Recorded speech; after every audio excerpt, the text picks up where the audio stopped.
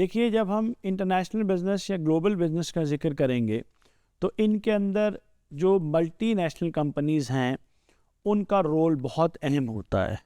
और एमएनसीज़ जो हैं, और मैंने आपको बताया था कि जो अगर आप जीवीसी ग्लोबल वैल्यू चेन का एक जायज़ा लें तो आपको ये अंडरस्टैंडिंग डेवलप होती है कि जो ग्लोबल ट्रेड है इसको डोमिनेट करती हैं ना सिर्फ डेवलप्ड कंट्रीज़ बल्कि मल्टीनेशनल कंपनीज़ भी। अब इन मल्टीनेशनल कंपनीज़ को समझना बहुत ज़रूरी है ग्लोबल ट्रेड को अंडरस्टैंड करने के लिए कई हवालों से, क्योंकि छोटे बिजनेसेस के लिए जो मल्टीनेशनल कंपनीज़ हैं उनके अंदर बहुत सी अपॉर्चुनिटीज़ भी होती हैं और उनके लिए बहुत से चैलेंजेस भी होते हैं। तो आइए देखते हैं मल्टीनेशनल कंपनियां और उनके रोल के हवाले से। तो देखिए, एक मल्टीनेशनल कॉरपोरेशन नाम से ज़ाहिर है एक ऐसी कॉरपोरेशन या कंपनी जो एक से ज़्यादा ममालिक में ऑपरेट कर रही होती है और एक से ज़्यादा कंट्रीज़ के अंदर चाहे वो प्रोडक्शन कर रही होती है या सेल कर रही होती है या सर्विस दे रही होती है, उसको हम मल्टीनेशनल कंपनी कहते हैं। अगर आप कुछ एग्जांपल्स इसकी सुनना चाहें जिनकी प्रेजेंस हमारे यहाँ पाकिस्तान में भी है तो एप्पल है, नेस्ले है, यूनिलीवर है, टोयोटा है, कोको कोला है, सैमसंग है। ये बड़ी बड़ी कंपनीज़ हैं। अब तो चाइना की जो मल्टीनेशनल कंपनीज़ हैं उनकी प्रेजेंस भी ख़ास तौर पे जो ऑटोमोबाइल सेक्टर है उसके अंदर हम पाकिस्तान में बहुत ज़्यादा महसूस करते हैं। तो जो मल्टीनेशनल कंपनीज़ होती हैं ना जनाब, उनका ग्लोबलाइजेशन के अंदर बहुत अहम रोल होता है, होस्ट कंट्रीज़ के अंदर भी और होम कंट्रीज़ के अंदर भी। अच्छा, पहले चीज़ तो हम पॉजिटिव लेंस से ये देखने की कोशिश करते हैं कि जो मल्टीनेशनल कंपनीज़ हैं उनका पॉजिटिव रोल क्या होता है। मसलन सबसे बड़ी बात तो ये है कि ये मल्टीनेशनल कंपनीज़ एम्प्लॉयमेंट जनरेट करती हैं।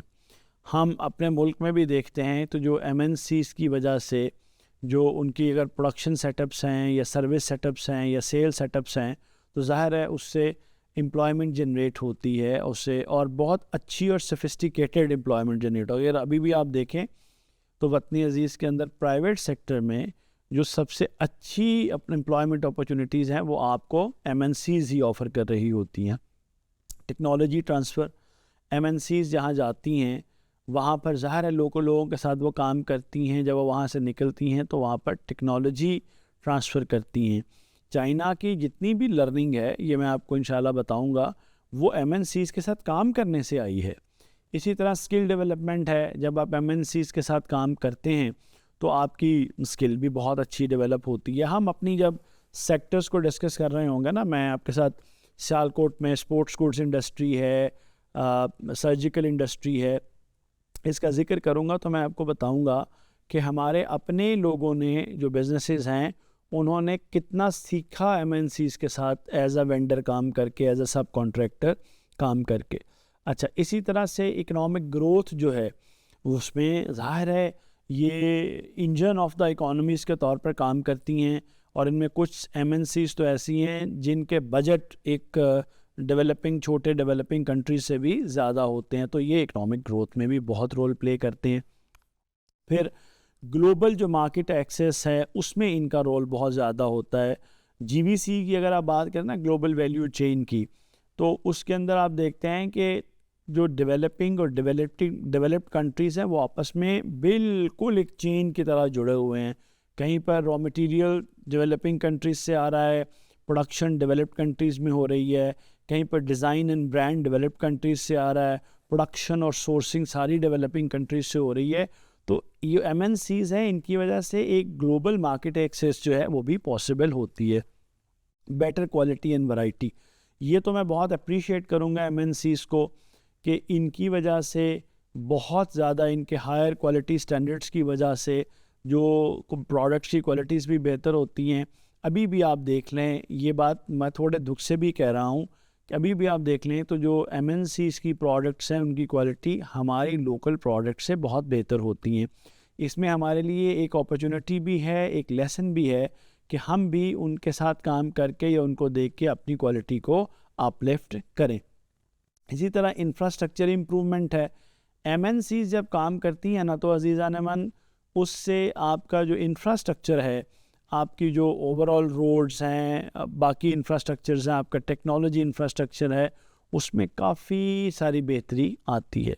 अच्छा, अब कहा यह जाता है कि जो मल्टीनेशनल कंपनीज़ हैं उनका सिर्फ मुस्बत रोल ही नहीं होता, उनका नेगेटिव रोल भी होता है। तो बिल्कुल हमें कॉइन की दोनों साइड्स को देखना चाहिए। तो आइए अब जायज़ा लेते हैं मल्टीनेशनल कंपनीज़ के नेगेटिव रोल का।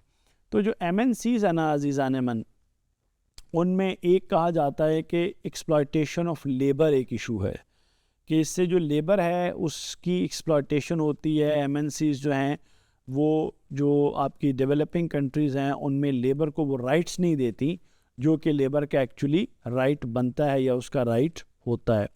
अच्छा, इसी तरह से इन्वायरमेंटल हार्म है, ये भी MNCs को चार्ज किया जाता है कि वो तीसरी दुनिया के ममालिक में जाकर वहाँ पर जो नेचुरल रिसोर्सेज हैं, जो इन्वायरमेंट है, उसको अपने कमर्शियल पर्पस के लिए नुकसान पहुँचाती हैं। ये भी कहा जाता है कि वो बहुत सारा मुनाफा शिफ्ट कर देती हैं यानी डेवलपिंग कंट्री से अपने डेवलप्ड ममालिक के अंदर, वो मर्केंटाइलिज्म वाली अप्रोच आ जाती है उसके अंदर। इसी तरह लोकल बिज़नेस जो हैं वो बेचारे इनकी मौजूदगी में बिल्कुल बेबस हो जाते हैं।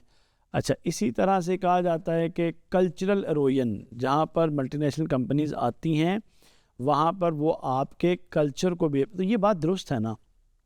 आप सब लोग अगर हमारी 100-150 साल तारीख़ का जायज़ा लें तो हम अगर इंडो पाक की बात ही करें, सब कॉन्टिनेंट की बात ही करें, तो यहाँ पर जो भी बाहर से, मसलन ब्रिटिश आखिरी जो इंटरनेशनल फ़ोर्स थी जो यहाँ रही और उनकी कंपनियाँ भी रहीं और अभी भी हैं, तो MNCs जब जहाँ जाती हैं वहाँ वो अपना कल्चर भी इन्फिल्ट्रेट करती हैं, उसको भी वो अफेक्ट करती हैं। फिर टैक्स अवॉइडेंस किसी हद तक ये कहा जाता है, लेकिन मैं अभी भी अगर स्टैटिस्टिक्स देखूँ तो हमें नज़र आता है हमारे मुल्क में तो अभी भी सबसे ज़्यादा टैक्स पे करने वाले बिजनेसेस MNCs ही हैं।